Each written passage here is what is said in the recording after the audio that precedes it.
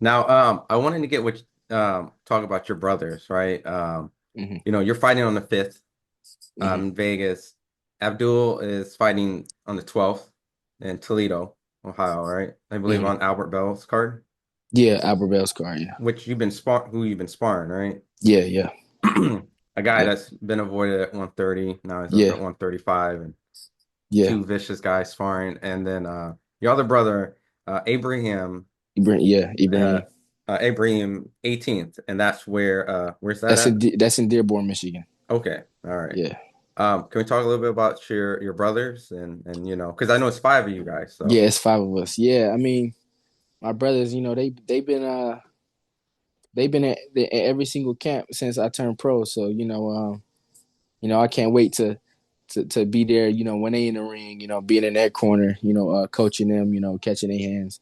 So it's a great thing to have them. Just active at the same time as me, being able to you know be there for them to coach me and then be able to watch them as well. So April gonna be a busy month for the Mason brothers. for the people who haven't had a chance to see your brothers, I know it's five of Yeah. you guys, but how would you describe the styles between your two brothers that are fighting on the 12th and 18th? Uh, I would say the one fighting on the 12th, Adil, he's pretty sharp. Real sharp. He just he got some good movement. He got some a good punch selection. And Ibrahim, he's also pretty sharp. He's fast too, like me.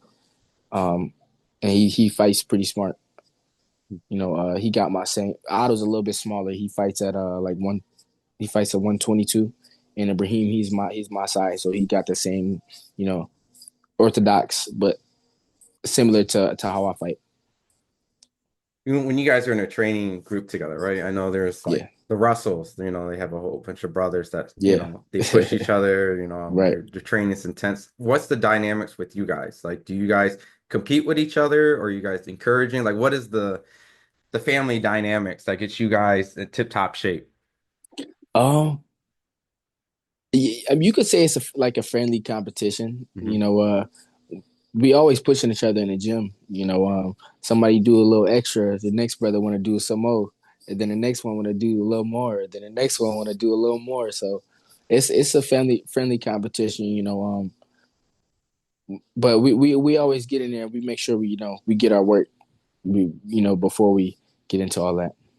I know you guys are big Dragon Ball Z fans. So I mean, it's going to Yeah, stray we completely watch away it a from little bit. Yeah, it's going to stray completely away yeah. from boxing, but I got to know like who's your favorite character? What's your favorite saga? Like break away from boxing and just No, I haven't watched it through. I'm hip to the characters, but no, I don't think I'm hip to everyone. Um, Everybody know Goku's that guy. He's the artist worker. In that. So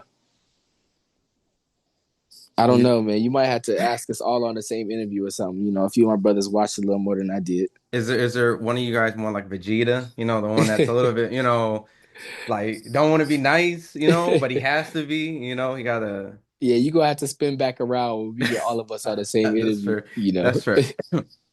You know, just for the sake of just big fights, I would love to get your breakdown on a massive jump. Mention like Goku, right? That dude fights Yeah, everything, it's for a big challenge.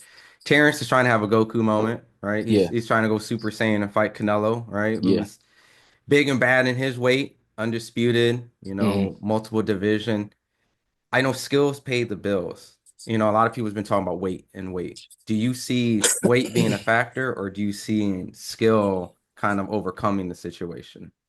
Um, I mean, weight could be a factor, but like you said, when you have the skill, I don't. I mean, I feel like Crawford could pull it off. I feel like he does have the skills to pull it off. You know, uh, as long as he does it smart, that's a big jump, like you said. So weight, to a certain extent, it doesn't matter too much to a certain extent. So this is a big jump, but with that skill set, with him moving up, how he feels physically, how smart he does it. You know, um, I've never done it before, so I can't really say too much on it. But I feel like he could pull it off. When I view your fighting style, right?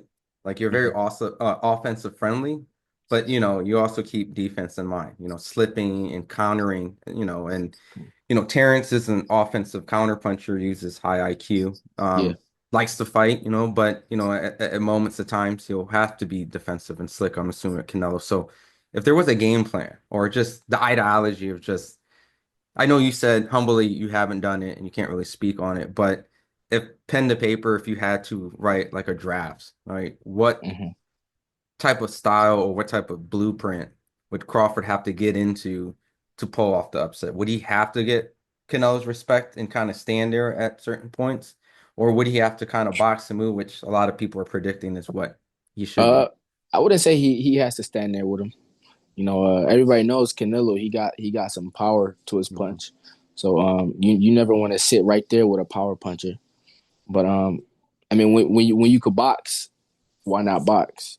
mhm. So I feel like Crawford, he has a great style and he could fight and he could box, and that's to his advantage. Him fighting smart. I feel like he could use that to his advantage that he could do both. So you never know because Canelo is also a great fighter, Mhm. and Canelo, he's been in there with some good boxers. He's been there with Floyd, and you could tell that he's grown off of all his experience, and same with Crawford. So I'm gonna just be sitting there, watching it as a great fight, watching how both fighters adjust to each other, with them being at that top level of the sport. I know that Terrence would get all the credit in the world if he wins. Do you think people will give Canelo his fair share because the fact that he is bigger in the sense of, where Yeah. he's at, beating a guy like Terrence, smaller guy, great fighter, but you think people will kind of diminish and kind of downplay that you went and fought Crawford and you got the win that way? Um, I mean, people always gonna do that, even with Crawford, if he was to come out crazy, then people will probably try to diminish, what he's, you know, his accomplishment. If Canelo does the same thing, people will probably try to have something to say. But when it's you, it's you. So you got to do the best you can in your position and make the best decisions for yourself. A lot of people is gonna say whatever they say, but this is one of the biggest fights to be made in boxing. So you can't have too much to say about it. Yeah, I appreciate, your humble honesty and, just like you as a fan, I'm looking forward to seeing that. Yeah, My last fight breakdowns, there's a crazy card happening May 2nd. I don't know if you're going to attend or be there, but Teo fighting Barboza, Devin versus Ramirez, which I believe you sparred Devin, yeah, and Ryan versus Rolly, two knockout artists. yeah. Just a quick lineup of those three fights, man. Like which one got you the most excited? Which one you think is the most 50-50? Which one has the most drama? Like, um, I feel like the one that with the most drama is Ryan versus Rolly. You know, I think everybody looking forward to that fight. It's the main event, and I feel like it's rightfully so. It's probably the biggest fight on the card. And Haney versus Ramirez. I haven't seen too much of Ramirez, but I mean Haney's a good boxer. He's a good fighter. So I feel like if he fights smart, he'd be able to pull it off, in my opinion. You know, then you got Teo and Bar. So you get him on a good night, you know, he might be the best fighter of the card.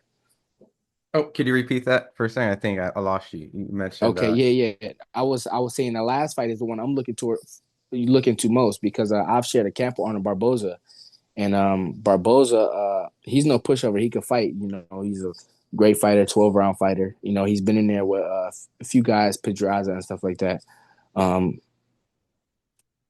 you get Tio on a good night, though. I feel like he might be the best fighter of the card if you get him on a good night because Tio could fight. you know, just interesting that you mentioned that you were in a camp where Barboza, you worked like sparred with Barboza in a sense, or just was just in Yeah, camp yeah, with him. yeah. I spar with him. Yeah, me and him did like a like a 3 weeks sparring Mhm, together. This was like in the beginning of 23, I think. mhm. And Barboza, he ready for sure. He ready. You think So I feel like that's the fight I'm looking forward to most. Him and Tia. Do you think people, because I know he's coming off that stretch against Catterall and Ramirez, right? He beat Hmm. both those guys back to back. And people kind of Hmm. questioning a little because of the Sean McCombs fight. And I know, he didn't have a great night that night with Devin and Ryan undercard. But, Teo, like you said, also had bad nights, good nights. So is there anything that, for the people who don't know about Barboza, all right, who didn't see those other fights, Hmm. um, why do you need to probably put maybe, if they were better, right? I'm not saying you're better, but like, put a little bit on Barboza and not just go off the marquee name Tio, because I know that Tio and Barboza is a good 50-50 fight, and Tio should get credit for fighting this guy. You say, is there anything that Or, could you ask the question again? yeah, I mean, I'm saying like, is there anything, because a lot of people may not know Barboza based off the fact that Right. his name. They know Tio Hmm. because the Right. Lomachenko and the marketing Hmm. name and stuff. And I give Tio credit if he beats Barboza, especially after this run. So how would you describe Barboza for people who just they're gonna tune in? They know Devin, they know Ryan and Rolly, Hmm. but Yeah. they may Yeah. not really know Barboza because he hasn't been came quote a champion yet. Yeah. Barboza, I say he likes to fight. He's in and out. He likes to get in, you get his good shots off, and then he moves his feet. So he's not really gonna stick there and sit there. From what I see. So it's definitely a good fight. It depends on who adjusts. It's a 50-50. So anybody who doesn't know him, I say just say go watch him. 250-50, awesome. And lastly, before I let you go, um, Yeah. we got the May 2nd card out the way. We got Crawford Canelo fight out the way.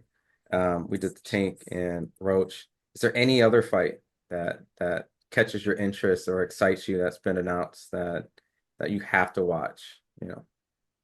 Uh, yeah, I would say the fight April 5th. My fight, Abdullah Mason versus Carlos Ornelas. Hmm. Yeah, Awesome, perfect. that's the fight I say to watch. Well, Champ, before I let you go, I know the fans are going to be tuning in. I know we need to get a homecoming fight for Ohio, in Yeah, Cleveland, where yeah. all the brothers are going to be on. It's going to probably be insane. But anything you want to tell the fans outside of April 5th, if you haven't got your tickets yet at the Palms Casino out in Las Vegas, or if you don't have ESPN Plus, like you got to go get it. Anything you want to tell your diehard fans out there? Yeah, I definitely want to tell them go get their tickets, for the April 5th and tune into my brother's fights. They fight April 12th. One Aldo's fighting in Toledo, Ibrahim is fighting in Dearborn, Michigan. So just stay tuned to the Mason brothers and Abdullah Mason as well. Yep. And subscribe to my website, AbdullahMasonBoxing.com. Where you can get all the merch and all the fly stuff. Yeah, we're gonna be putting everything up. We're gonna be putting it up. Awesome.